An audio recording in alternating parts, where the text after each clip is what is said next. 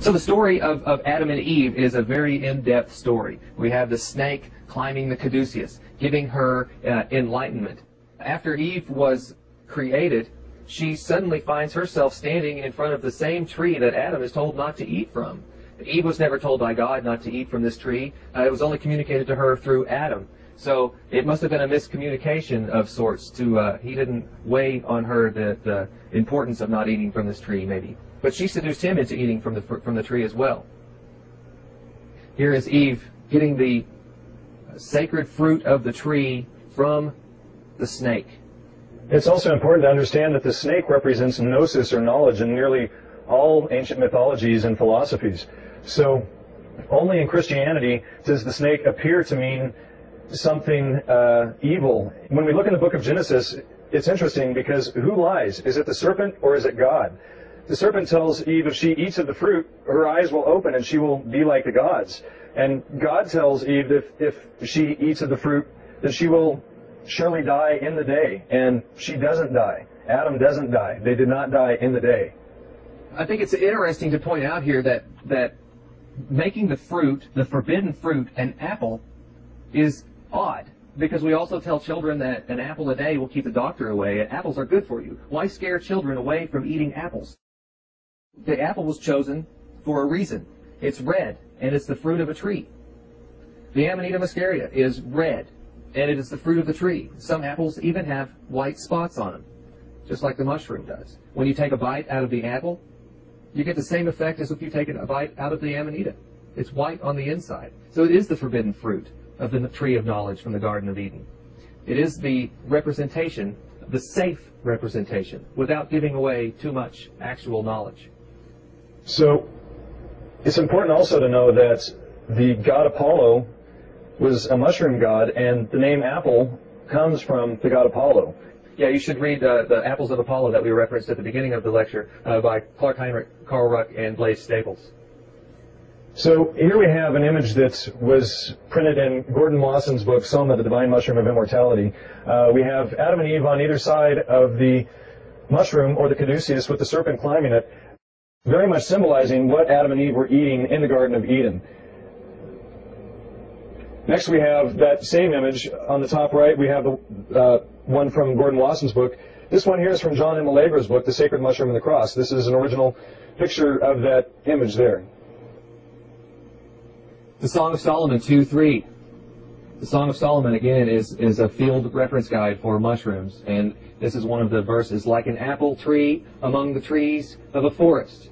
So that tells us right there that the fruit of the tree of knowledge of good and evil is like an apple tree among the trees of a forest.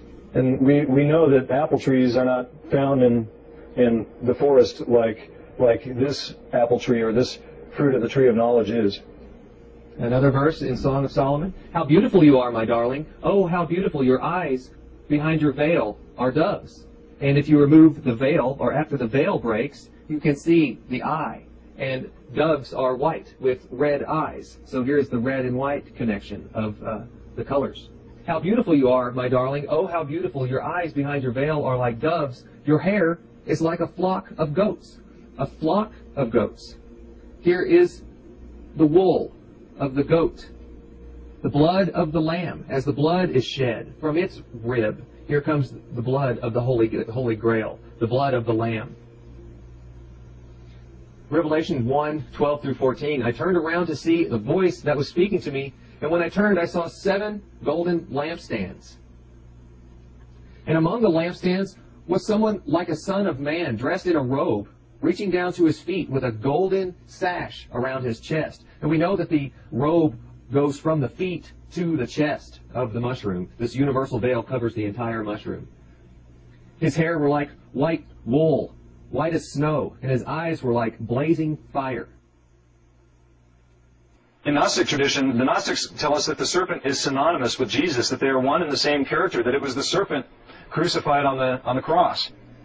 This is a painting of, I believe this is Archangel Gabriel with the seraphim, the entwined staff now with the banner as the serpent climbing the staff. Angels are messengers of God, and so are these mushrooms, the mushrooms that we eat, and they speak to us. They are God's messengers with the wings and the colors.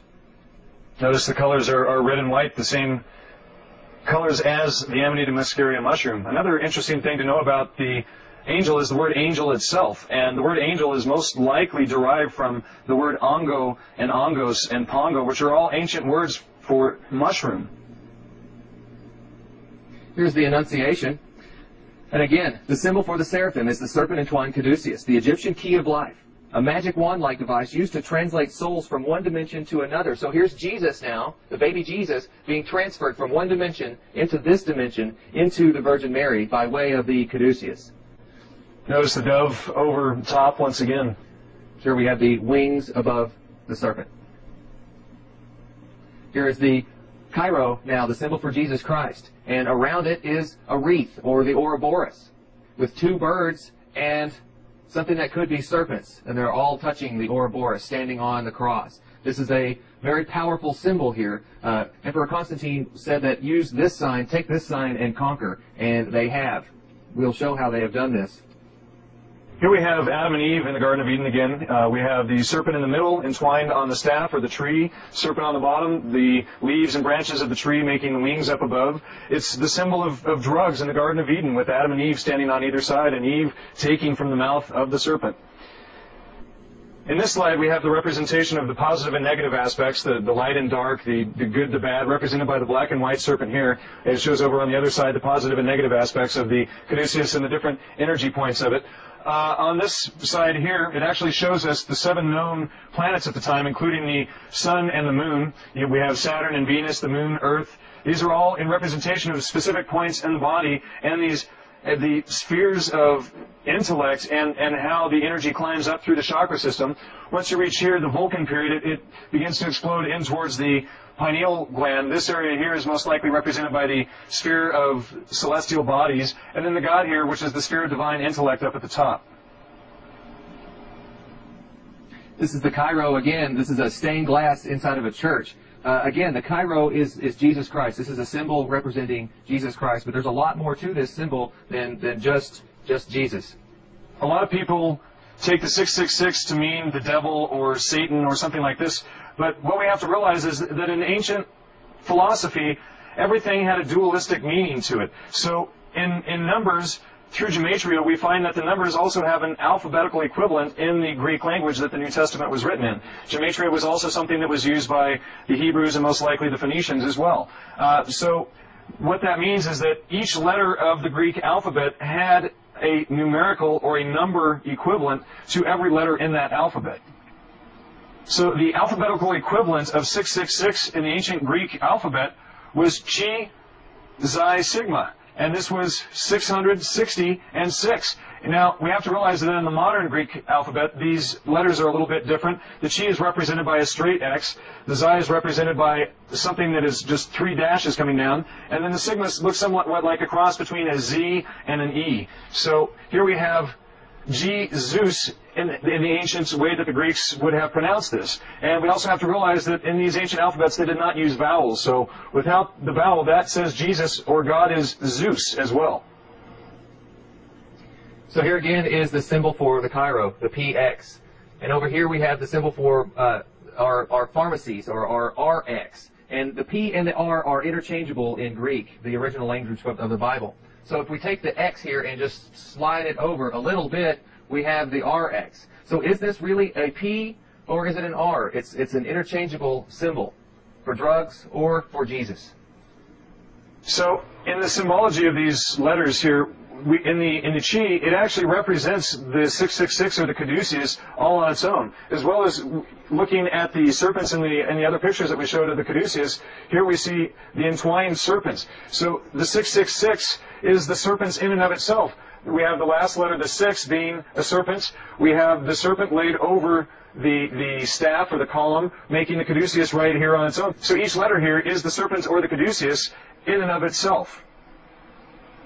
So here once again showing the Chi with the caduceus on the other side. The serpent overlaid the staff, the serpent's crossing the staff. We have the Cairo, and we have the symbol of pharmaceutical drugs once again. And the RX itself literally means with the healing power of Jesus. And as we've already explained, Jesus is the 666, is the caduceus, is drugs, and are the mushrooms. With the healing power of the mushrooms.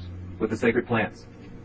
A lot of people would believe that Caesar Nero was the symbol for 666. Without this symbol, you cannot buy or sell. So here's Caesar Nero on a coin. On the back of these coins, a lot of these coins have the caduceus. So you cannot buy or sell without this mark, be it Caesar Nero or the caduceus. On the other side of the coin here, we have the cornucopia with all of the combined herbs and plants and things mixed in there. So what's interesting about the caduceus and the caduceus bearer is usually mercury. Now mercury, when we look at the root word of mercury, that's also where we get the term or the word merchant from. So mercury, the bearer of the caduceus, was the one who gave permission for one to be a merchant or to buy and sell and trade in herbs and drugs. So to be a merchant, you had to have the symbol of mercury, the caduceus. So here we have Caesar Nero again and Mercury on the other side with the caduceus.